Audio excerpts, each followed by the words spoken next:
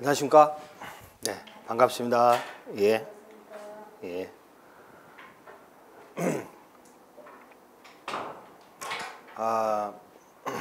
건축주 대학이죠, 이게. 예. 건축은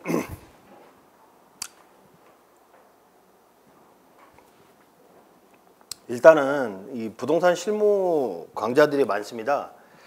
근데 부동산 실무 강좌들이 많은데 경매 강의다, 뭐 토지 강의다. 요즘은 제가 최초로 건축 강의도 뭐 건대에서도 하고 있는데 이런 실무 강의들이 많아요. 근데 안타까운 게 뭐냐면 그 실무 강의하는 사람들의 90%가 그 사기꾼들이다 보니까 그래서 제가 부끄러운 양력이나 이런 것도 공개를 하죠. 별로 공개하고 싶진 않은데 워낙에 이쪽 그 실무 강의하는 사람들이 정체 없는 근데 90%를 제가 다 압니다. 그 사람들이 누군지. 예전에 우리 출판사 직원이었던 애도 있고 지금 토지 강의로 국내 1위. 옛날에 그 출판사 직원이었고 그 다음에 뭐 교도소 갔다 온 애들도 있고 근데 과거는 금방 잃어버리죠, 한국 사람들은. 그런 사람들이 그 실무 강의를 하면서 그 투자를 유치하고 횡령하고 그리고 구속되고 이런 경우가 많습니다. 그러다 보니까 저희는 그 부동산 실무 강의를 운영할 때 저희가 올레두넷이라는 사이트에서도 부동산 실무 강의 다양하게 많은데 강사들 검증할 때 그 살아온 연역이나 학력, 경력 같은 거를 보거든요. 근데 개념 없이 언론사나 이런 데는 그 뭐 실체 뭐 어떤 사람인지 모르고 강사로 채용하는 경우가 많더라고요.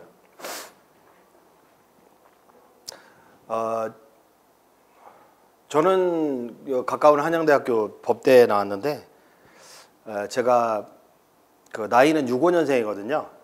몇 살인지 몰라요. 저는 그런 거 생각하고 싶지 않고. 근데 태어난 해는 65년인 거는 압니다. 근데 저희 학번 때는 이게 후기였어요. 후기. 그러다 보니까 뭐 서울대 떨어지고 왔다. 그러다 보니까 막 사법시험도 엄청 많이 합격했죠. 200명 졸업생 중에 막 100몇십 명이 사법시험 합격하고 그랬는데 저는 원래 뭐 마음이 좀 약해서 그 법정에 한번 갔다가 변호사들 사기치는 거 보고 놀래가지고 저 체질은 아니구나. 그래서 저는 공부 좀 하다가 그 사업의 길로 돌아섰는데 그 당시에 사법시험 합격한 친구들이 잘 나간다 생각했는데 요즘에는 별로 잘 나가는 친구들이 없더라고요. 오히려 제가 제일 잘 나가더라고요. 세상은 돌고 도는구나 그런 생각을 하게 됐는데 처음에는 제가 그 민법 강의를 했어요. 제일 어려운 과목인데 재밌더라고요. 특히 부동산 관련되는 민법이 재밌었고 흥미가 있었어요. 이거를 뭐 한 20년 이상 하면서 부업으로 이제 경매 투자나 건축. 원래는 이게 부업이었습니다. 이게 여기에서 소득이 좀 됐거든요. 여기에서 또 학원도 운영했잖아요. 학원. 온라인 사이트.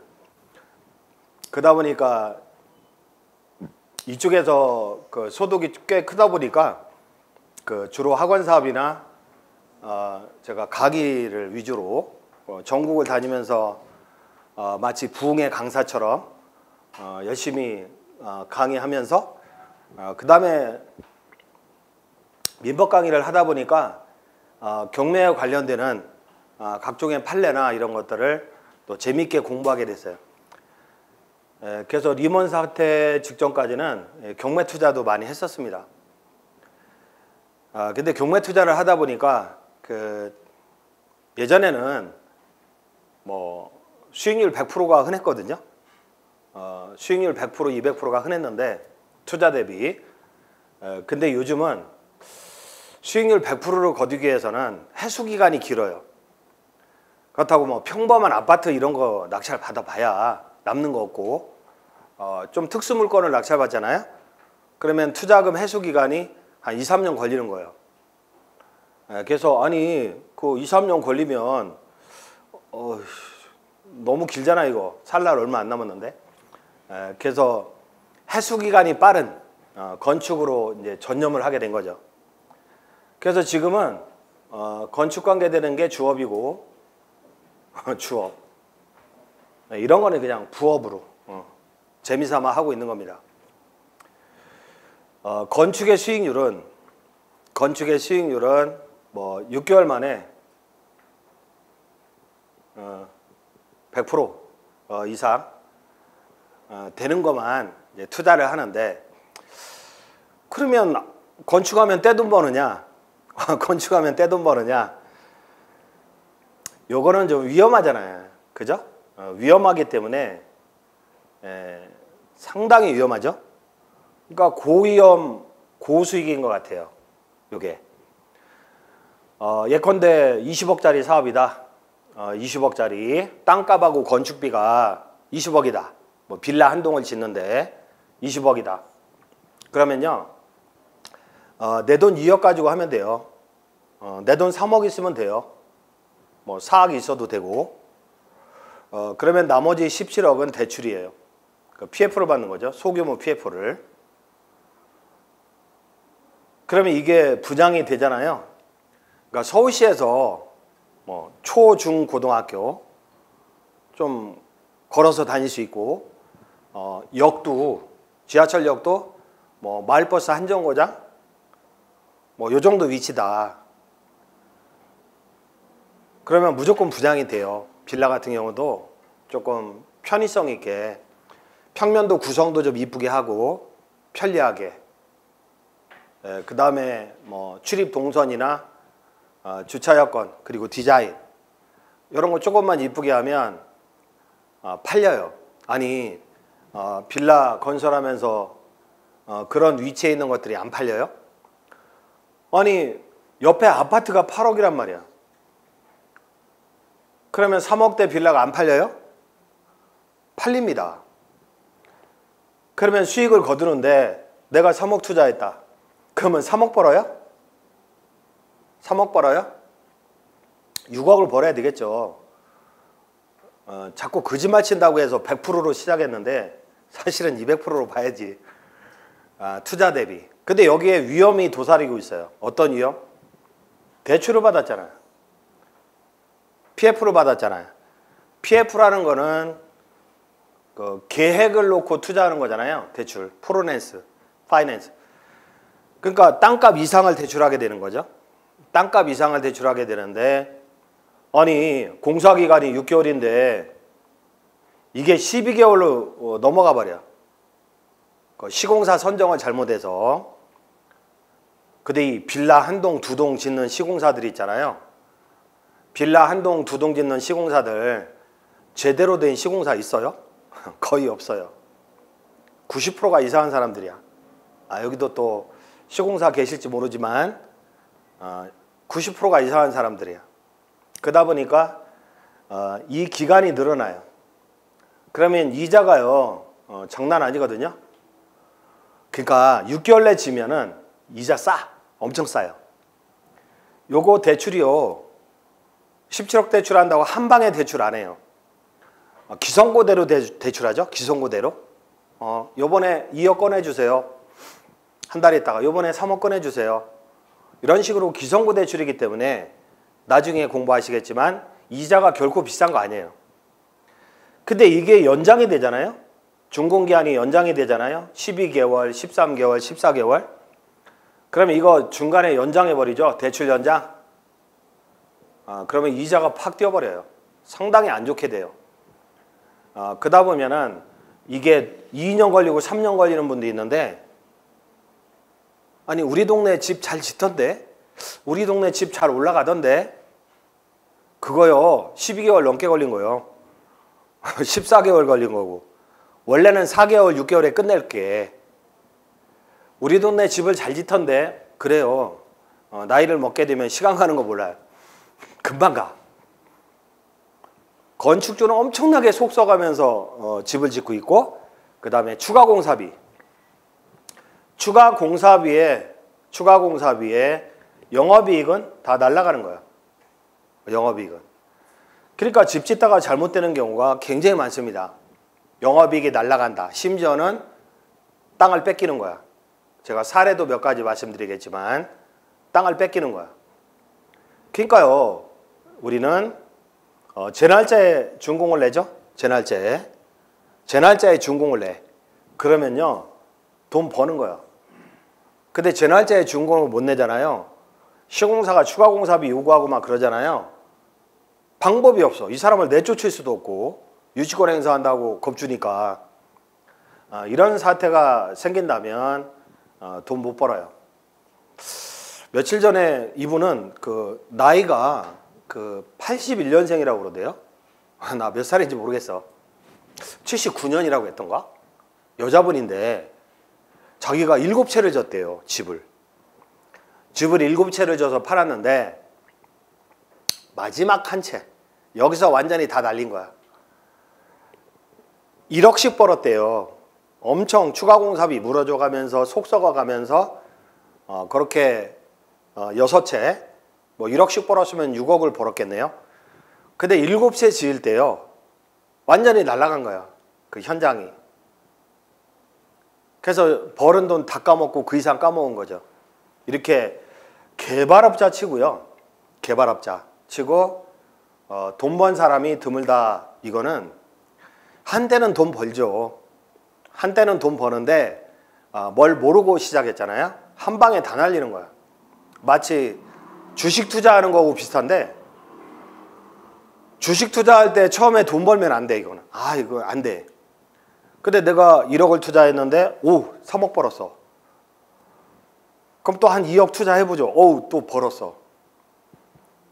또 3억 투자해보고 벌었어. 나중에는 처갓집 돈까지 다 끌어다가 한 방에 집어넣었는데 완전히 까지죠. 그거와 마찬가지예요, 건축이. 그래서 위험관리를 제대로 한다면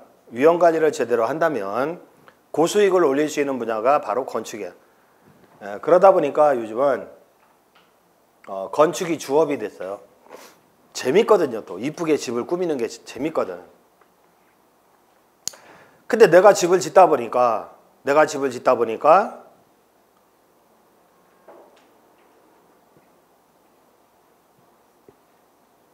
아니 망가지는 현장들이 왜 이렇게 많은 거야?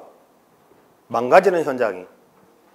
그래서 저 같은 경우도 현장이 많아요. 그러니까 다른 현장을 제 친인척한테 맡긴 거예요. 인감도장 맡긴 거예요. 친인척한테 하라고. 그랬더니 도장을 남발해 가지고요, 와 그거 해결하는데 8년 걸렸어요. 환장할 뻔했어요. 그래서 그런 거 해결하고 겪는 과정에서 제가 책을 썼죠. 근데 개정판이 다음 주에 나올 겁니다. 개정판이 다음 주나 다다음 주에 나오는데, 그 책이 그 소규모 건축 실패기와 성공기, 이런 책을 썼어요. 집 짓다가 망해가는 과정, 왜 망하는지 거기에 대해서 썼고요. 예방책에 대해서 쓰게 된 거죠.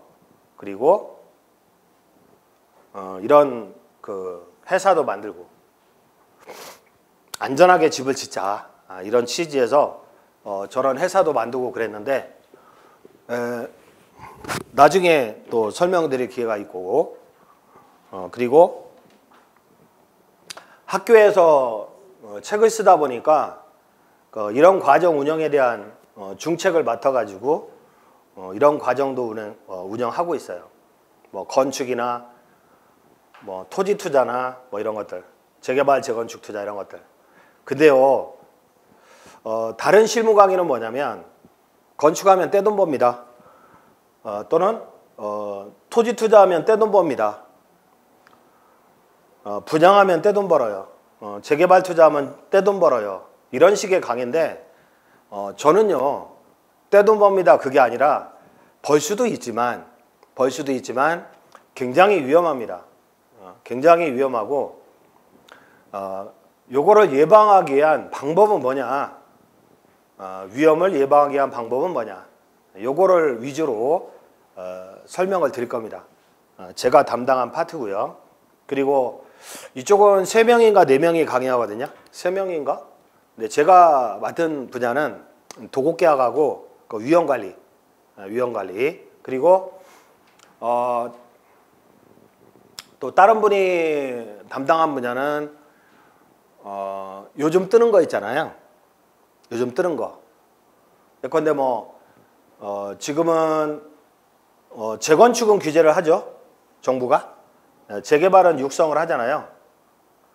근데 재개발 구역이 너무 넓다 보니까 이해관계가 많고요.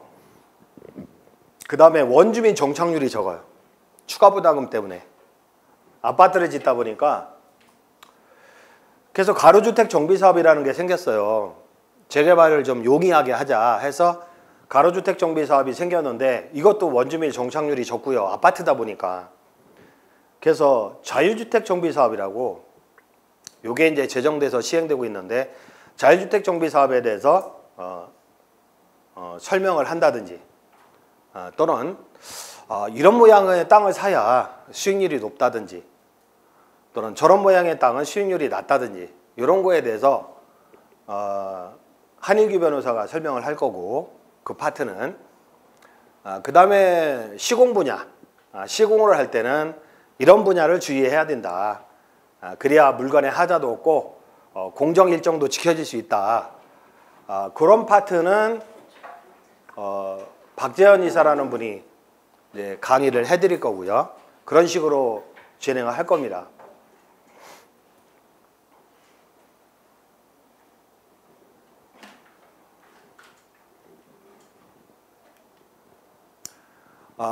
왜 집 짓다 망하는 것이냐? 이 부분은 좀 빨리 지나가면 아니 도대체 왜 집 짓다 망하는 거냐? 왜 집 짓다 사건 사고가 많은 거냐? 했을 때 소규모 건축은요. 다가구 주택을 짓는다 또는 빌라 한 동을 짓는다 할 때 이거를 조언해 줄 사람이 별로 없어요. 이렇게 하시오 하고 조언해요? 변호사님이 조언합니까? 변호사님은 몰라요. 굳이. 건축을 전혀 몰라요. 변호사님들이 뭐 중개업 업무 한다고 그러는데 중개업 업무와 관련되는 법령을 공부한 적이 없어. 민형사는 잘 아시는데 건축에 대해서 잘 몰라요. 전문적인 조언자가 부재. 그리고 법제도가 미비되어 있다. 이거를 보호하는 법제도가 미비되어 있다. 대규모 건축의 경우는요. 대규모 건축. 아파트를 대규모로 1000세대 짓는다. 신탁관리다.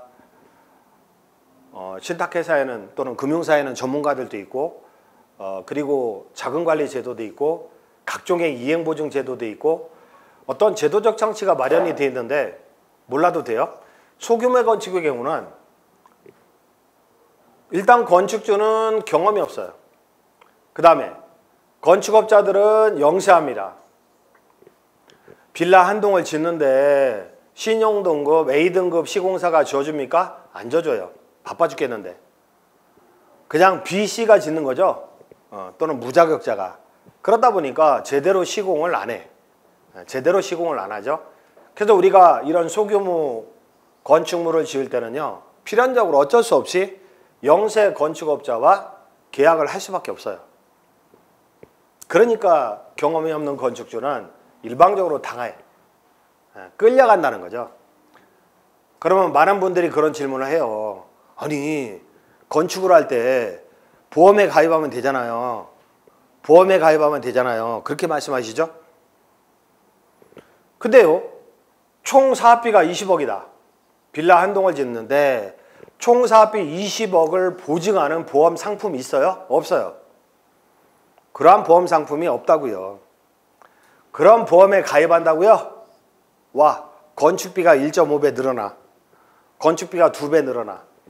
비용이 많이 들어가는 거죠. 20억을 갖다가 보증하는 보험 상품에 가입하는 제도가 없어요. 있는데요. 서울보증보험의 보증보험증권이나 건설공제조합의 공제증서를 받으면 되잖아요. 이렇게 얘기해. 근데요.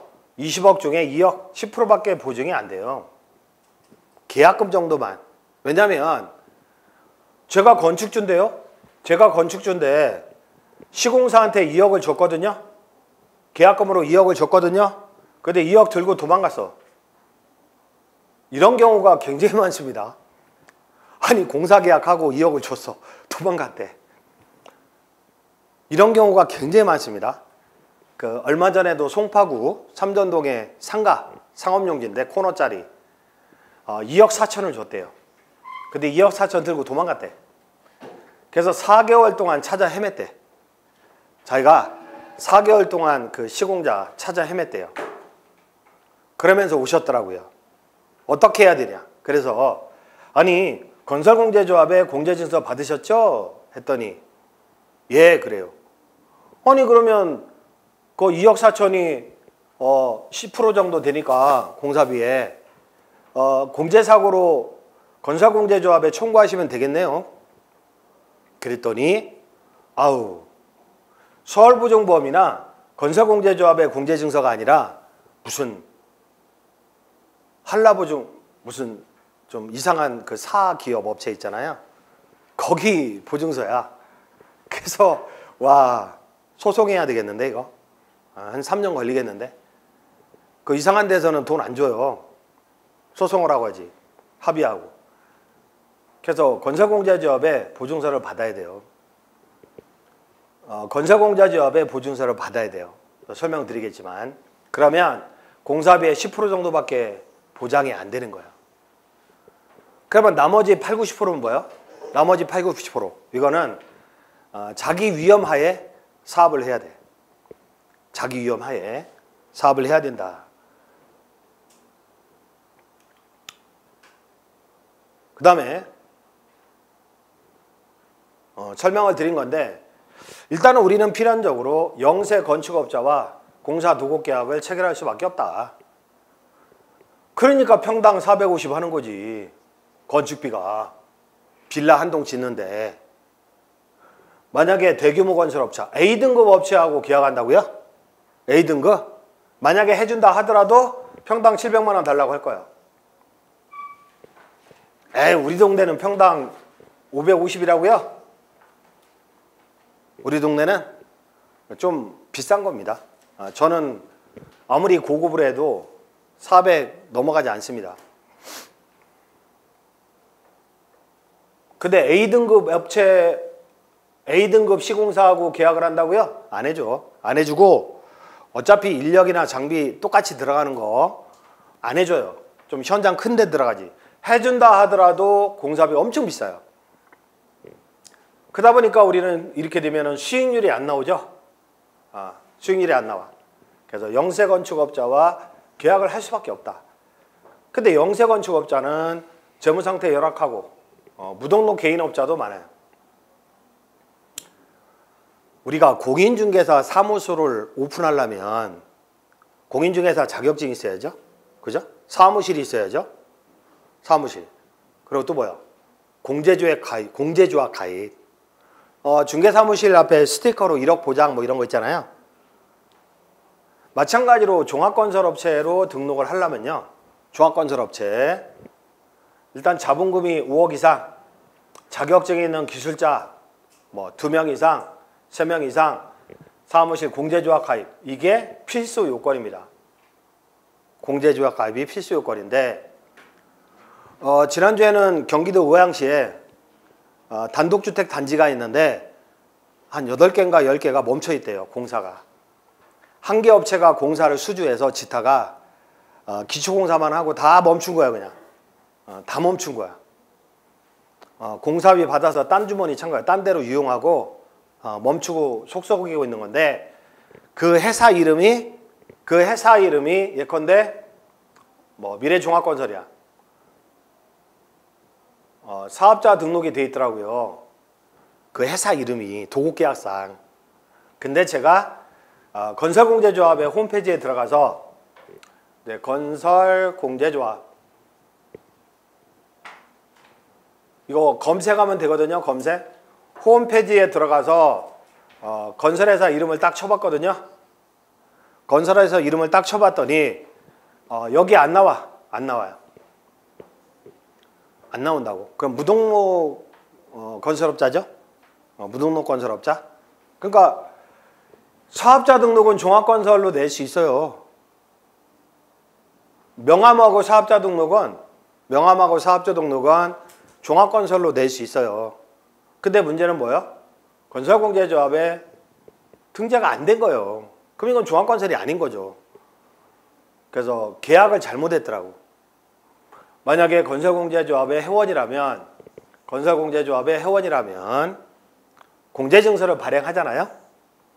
그러면 공제증서를 받고 계약금을 줬으면 계약금 상당은 보장이 될 텐데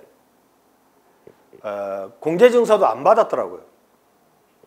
근데 일반 건축주는 뭐야? 초보 건축주라고 했잖아요.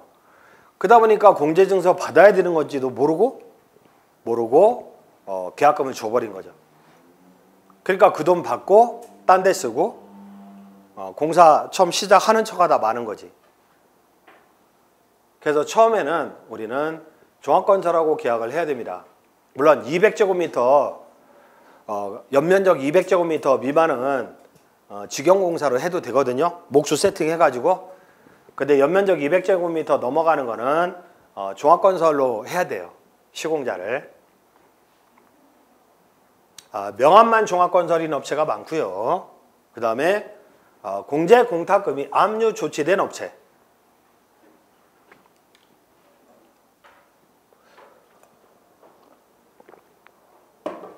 자, 공제 공탁금. 자, 건설공제조합의 회원이 되기 위해서는 공탁금을 걸어야 돼요. 자본금의 20% 이상. 뭐 1억 5천 정도 공탁금을 걸었다. 건설공제조합에 건설회사가. 그러면 10%짜리 공제증서를 발행해 주거든요. 나 하나 시험장 오다 받았는데 요청하면 발행해 주거든요. 근데 이게 압류 조치가 된 거예요. 그 시공사의 채권자가 이 돈 빼가려고 지급정지하고 압류 조치가 된 거예요. 법원을 통해서. 그러면 공제증서 발행이 어려워요. 안 돼요. 공제증서 발행이 안 된다고. 그런 업체와 도급계약을 하면 안 된다는 거죠. 그 다음에 면허대여 전문업체 있잖아요. 면허대여. 종합건설사가 건설업 면허를 대여하는 거죠.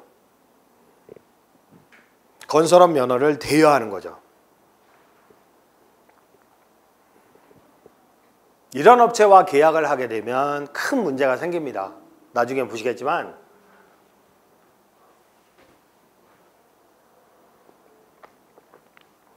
그러다 보니까 미준공 건물이 뭐 지타가 많은 건물들이 생기는 거고요. 그러면 우리나라가 막 법 제도를 막 완비해요. 법 제도를 막 보험 상품도 만들고 종합건설 검증 시스템도 만들고 법 제도로 완비합니까? 건축비가 엄청 올라가. 건축비가. 수익률이 대폭 하락해. 집 짓는 사람 없어. 안 져. 소규모 주택 공급이 축소되죠. 그러다 보니까 자율의 영역에 맡겨두는 그런 영역 중에 하나다.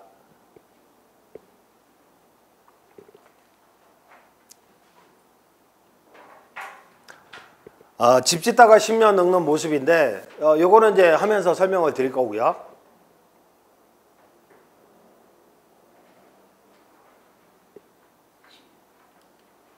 자, 한번 집 짓다가 망가지는 과정을 제가 설명해 드릴게요. 이거 먼저 볼게요.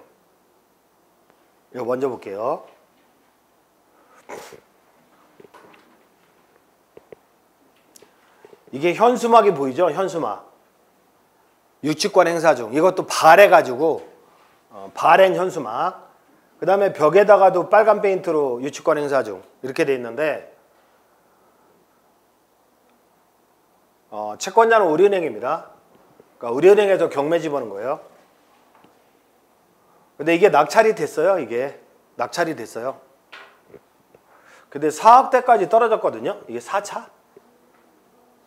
4억대까지 떨어졌는데, 제가 이 자료 가지고 그 건국대 부동산대학원, 건대 부동산대학원 학생들은 어른들이잖아요. 놓고 특강을 했는데, 거기 수업을 받던 그 대학원생이 6억에 낙찰받은 거예요. 이거를. 제 수업을 듣고 나서. 그래서 제가, 아니 4억에 받으시면 되지. 그래도 단독 입찰인데 왜 6억에 낙찰받으셨어요? 하니까 저를 경쟁자로 봤대요. 제가 높게 쓸까 봐. 그래서 아니 내가 낙찰받을 것 같으면 뭐 하려고 수업 시간에 강의 자료를 쓰냐. 진짜 머리 안 돌아간다고 얘기하려다가 거기까지 얘기했는데, 본인은 6억에 낙찰받은 거예요.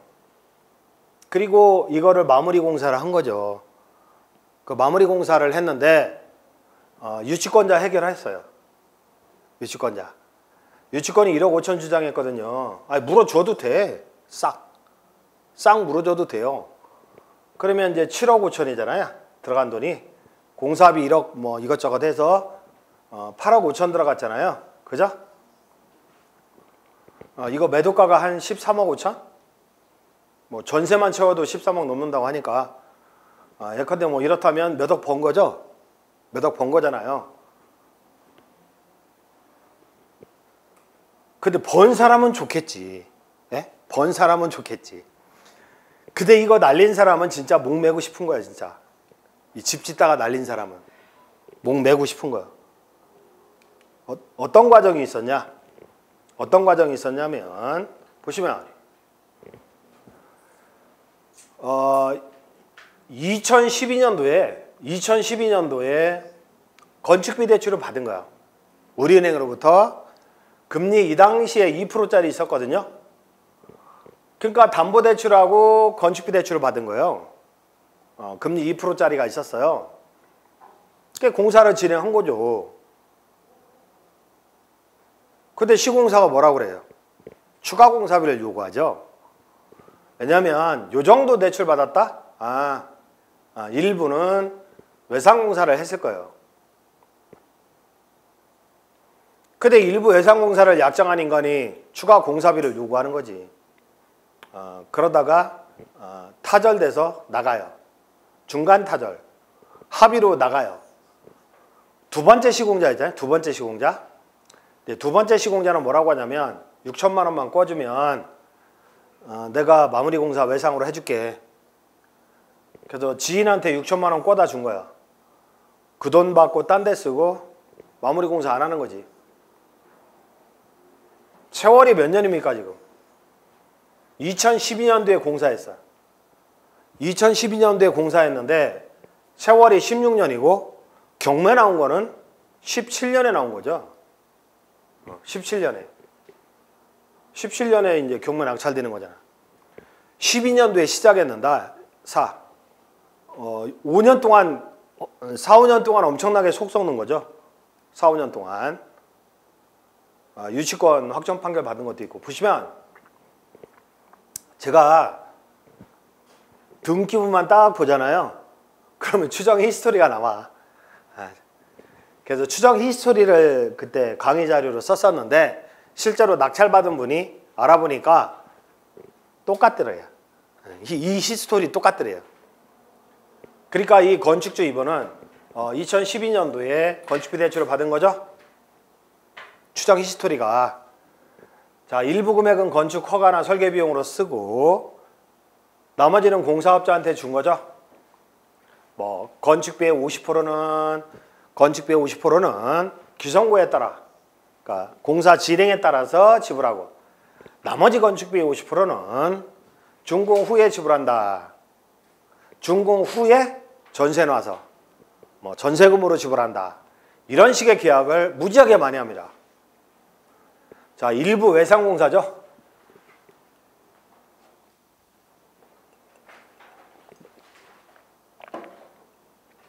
이런 식의 계약을 엄청나게 많이 하는데,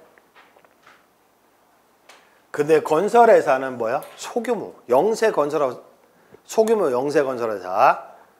받은 공사대금의 상당액을 유용하죠. 다른 데 써버려요.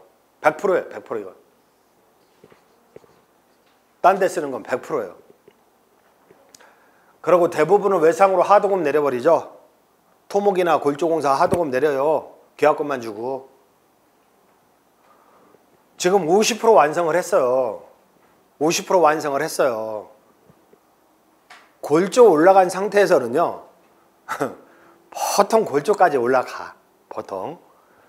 하나의 전문건설한테 맡기다 보니까 이 골조 전문건설은 골조까지는 올라가. 그리고 공사 중단. 후속공사업자를 드릴 수가 없어요. 돈이 없으니까. 지가 다 유용하고. 그러니까 몇 달을 이제 6개월, 7개월을 방치하고 있잖아요. 6개월, 7개월을 방치하고 있어요. 건축주는 뭐라고 하죠? 왜 공사 안 하시냐고. 그랬더니 얘가 뭐라고 그래요? 솔직히 얘기해서 자재값 올랐고 히스토리가 그래. 스토리가 자재값 올랐지, 인건비 2배 올랐지, 못해 먹겠어요. 외상공사 못 하겠어요. 현금 좀 마련해 주세요. 그죠? 현장 방식을 참담한 건축주는 최초 시공자와 중간 타자에 합의를 합니다. 나가라. 그냥 나가겠어요? 뭐 자기가 투입한 돈이 더 많다고 하지? 그러면 2억 물어주기로 공증 쓰고 나가. 나중에 줄게. 이거는 나중에 줄게. 그러면 두 번째 시공자가 나타납니다. 두 번째 시공자. 이 두 번째 시공자는요. 더 사기꾼이에요. 더 사기꾼. 이 더 사기꾼들은요. 일단은 얼굴이 잘생겼습니다. 제가 이따 사기꾼들 인터넷 검색해 드릴까요? 이거 인터넷 되는데. 인터넷 되는데 엄청나게 순하게 잘생겼어요. 그리고 목소리 기가 막혀요. 아주. 신뢰감 가는 목소리. 키도 커.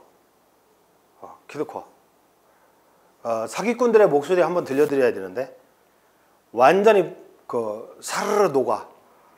내가 첫 번째 시공자한테 얼마나 속 썩었는데 그거를 얼마나 위로를 해주는지 몰라. 얘가 그러면서 야, 이거 마무리 공사 하려면 3, 4억 들어가는데 형편 되는 대로 좀 가져오세요. 그러면 제가 우리 직원들 한 20명 되는데 직원들 동원해서 싹 마무리 해주겠다고. 그래서 지인한테 돈 꿔다가 6천만 원을 주는 거예요. 등기부 보니까. 두 번째 시공자한테 주는 거죠. 그러면 두 번째 시공자는요. 그 돈 일부 가지고 하도급 내려요. 그리고 예컨대 1,000만 원 가지고 하도급 내리고 나머지는 5천만 원 호주머니에 넣은 거죠. 그죠? 2012년도에 공사 착수하고 2017년도에 미준공인 거 보면 현재 유치권자는 두 번째 시공자 아니면 세 번째 시공자일 거다. 공사 몇 번 바뀐다 이거죠. 업체가. 그러면 두 번째 시공자도 건축주는 돈이 없어. 외상 계약을 해요. 그러고 좀 받은 돈을 유용합니다. 두 번째 시공자가. 근데 외상 계약이라는 표현은요. 도급계약서에는 그러한 표현이 없어요. 계약서에는. 기성구에 따라 지불한다고 되어 있지 외상공사한다고 써있지 않아요.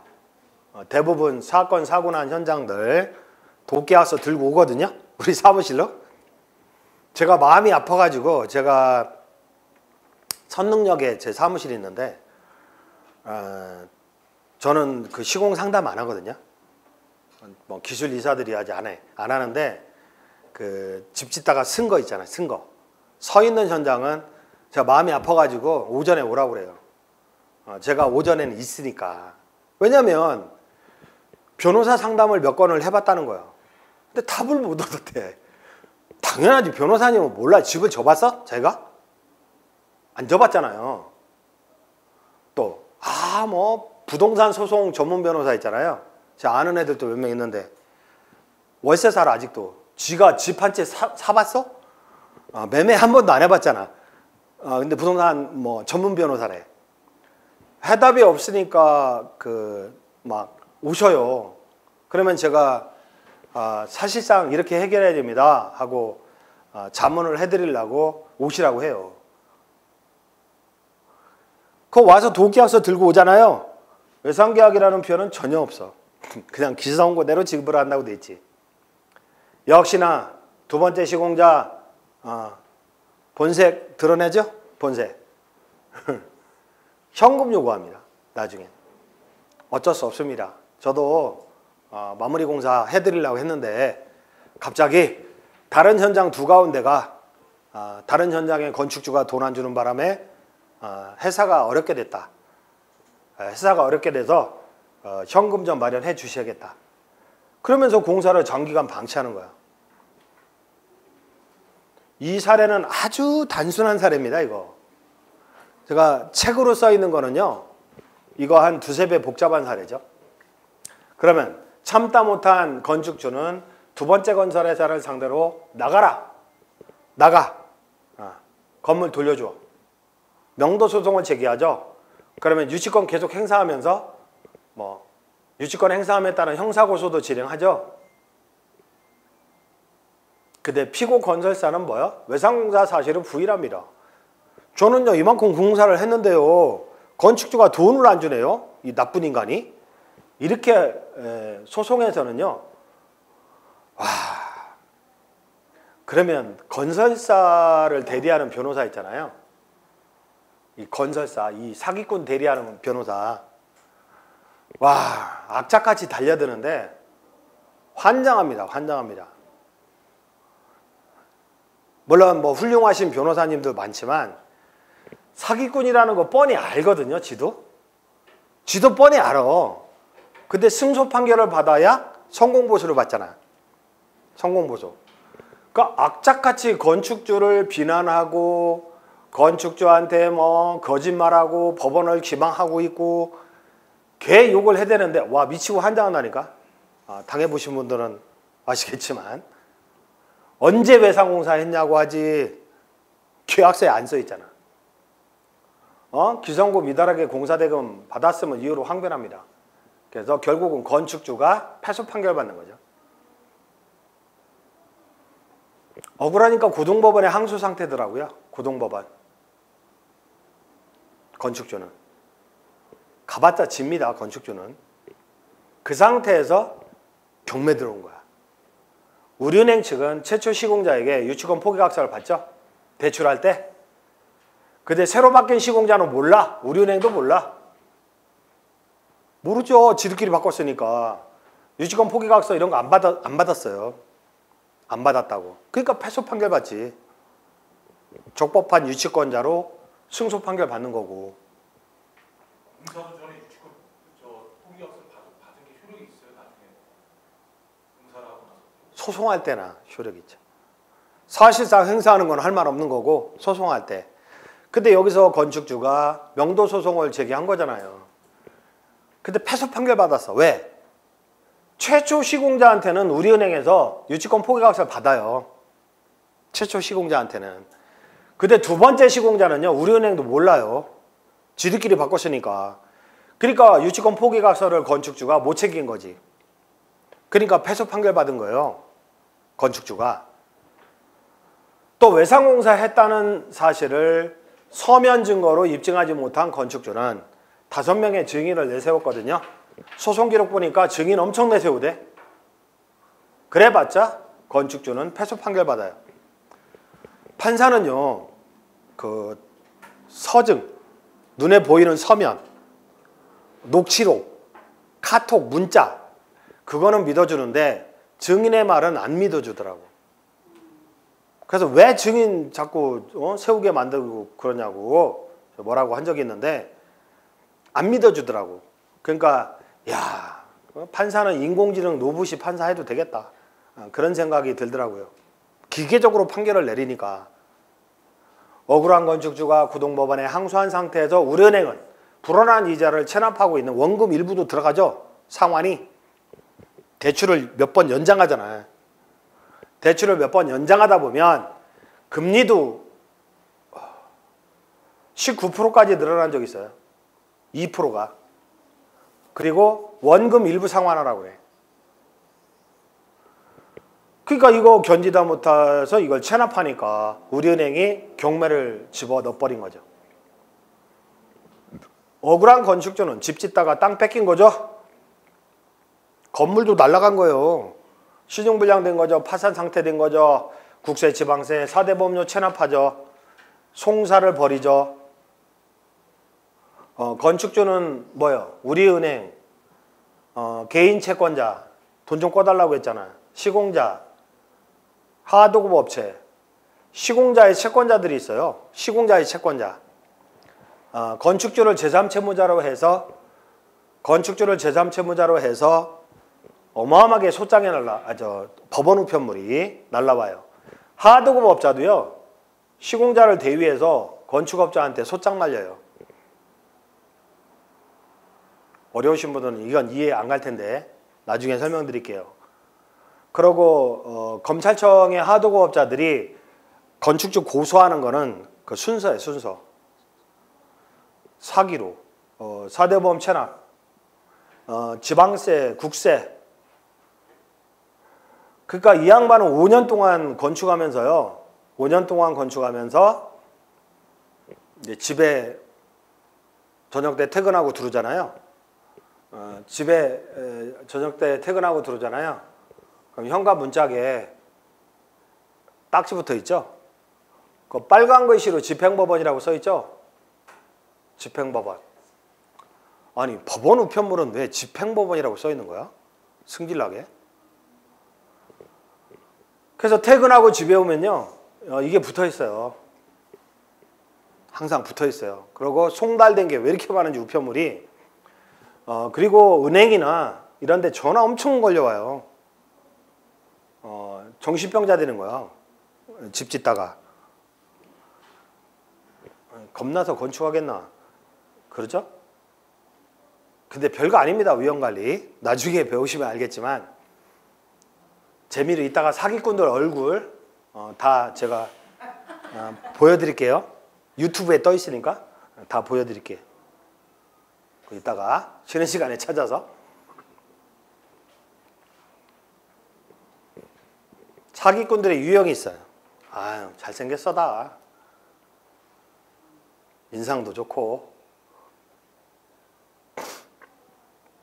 그러면 건축 중에 발생할 수 있는 그 위험 요소들 있잖아요. 그죠? 위험 요소들. 우리 현장에 유치권 들어올 수 있잖아요. 그죠? 유치권. 우리 현장에 유치권 들어오잖아요. 그 어떻게 하면 이걸 막을 수 있을까? 어떻게 하면 막을 수 있을까? 엄청 쉬워요.